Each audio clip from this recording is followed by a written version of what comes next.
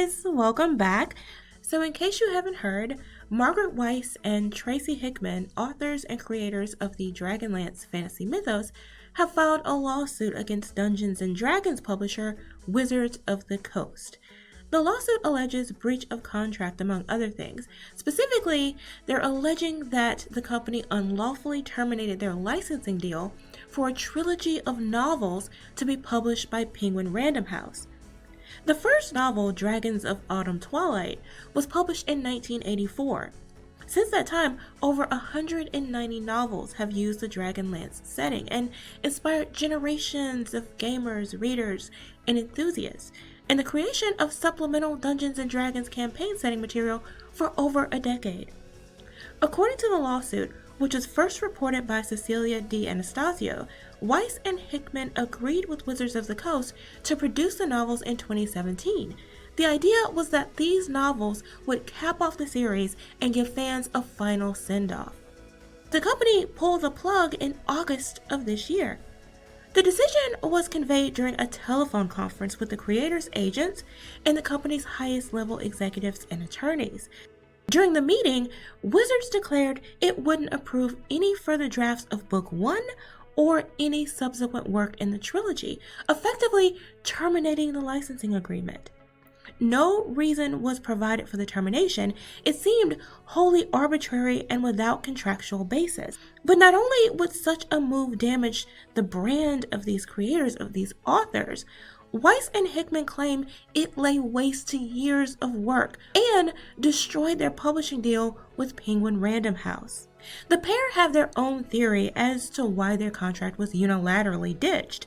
They blame controversies at Wizards of the Coast itself, saying as follows: "At nearly the exact point in time of the termination, defendant, Wizards of the Coast, was embroiled in a series of embarrassing public disputes whereby its non-Dragonlance publications were excoriated for racism and sexism.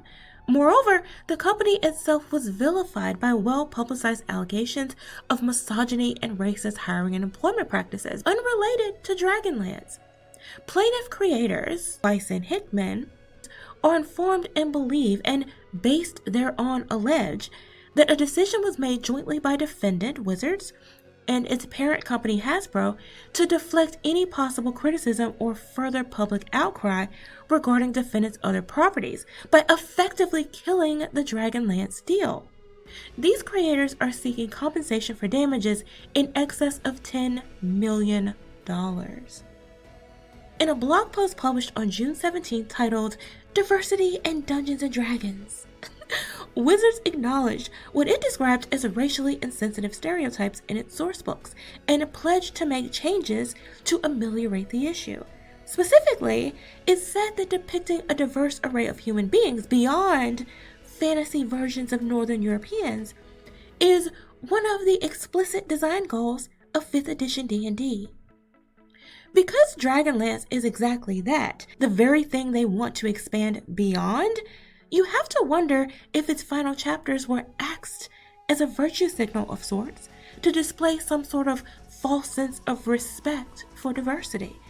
And if that's the case, it's just the latest example of what's so wrong with this commercialization of wokeness, where companies won't actually invest in and produce new material, add to the lore, expand upon already great fantasy and sci-fi IPs, but instead choose the simplest route available to them: eliminate and or replace our mythos. These decisions don't do anything to address diversity or solve racism. They don't even address their existing stereotypes. They're all virtue and no substance. And that's insulting to all fans, regardless of race or gender. I'm glad to finally see some creators fighting back against this madness, and I hope to see more do the same. But hey, those are my thoughts. Let me know what you guys think. Thanks for watching. Remember to like, comment, share, and subscribe, and I'll see you next time.